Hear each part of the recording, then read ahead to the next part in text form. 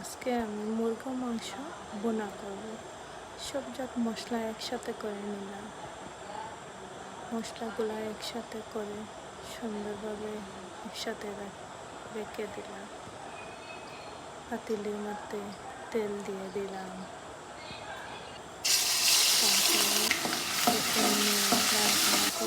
তারপরে রসুনকে লাল করে তেজপাতা, দারচিনি, এলাচি দিলাম। পেঁয়াজ দিলাম। পেঁয়াজ দিয়ে পেঁয়াজকে লাল হওয়ার পরে ভালোভাবে কষে স্বাদ মতো লবণ দিলাম। পেঁয়াজ কষার পর আমি আদা দিলাম পরিমাণ মতো। আমি একটি টমেটো টুকরো টুকরো করে কেটে দিলাম। তারপরে আমি যে মশলাগুলা একটু কষিয়ে রেখে দিয়েছিলাম সেগুলি দিয়ে দিলাম। একটু 1 চামচের মতো আমি গুঁড়া দুধ দিয়ে দিলাম। বাদে মশলা কষিয়ে আমি মুরগির মাংসগুলো দিয়ে দিলাম। দিয়ে একটু নাড়াচাড়া করে নিলাম। তারপর মাংসগুলো কষতে রইলাম। প্রথমবারের মতো ভিডিও বানাতে রান্না জানি কেমনভাবে হইতেছে, আপনারা সবাই বলবেন কেমন হইতেছে। যদি কোনো ভুল ত্রুটি হয় তাহলে ক্ষমা করে দিবেন।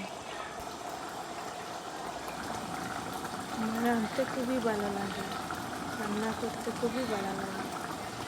মুরগির মাংস অনেক কিছু রান্না করতে ভালো লাগে। আমি প্রায় সময় রান্না করি আমার বাচ্চাদের জন্য, ফ্যামিলির জন্য খুবই ভালো লাগে। আর মাংসটা দেখুন অনেক ইয়ামি লাগে, মনে হয় অনেক সুস্বাদু হবে।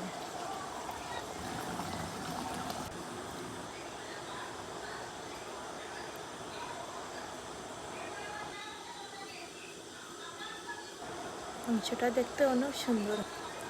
আমরা সবাই মাংস খাই, এভাবে খাইনি জানি না, তবে আমার অনেক ভালো লাগে এইভাবে মাংসগুলো খেতে। অনেক সুন্দর করে এগুলো কষিয়ে হালকা পানির মাঝে কষিয়ে অনেকক্ষণ কষিয়ে নিয়ে সুস্বাদুভাবে আমি একটা টেস্টি মশলাও ব্যবহার করি মাঝে মধ্যে। খুব সুস্বাদু গ্রান আসছে, সুস্বাদু গ্রানটা অনেক ভালো লাগছে, অনেক ইয়ামি হবে এটা। আপনারা সবাই লাইক সাবস্ক্রাইব করবেন।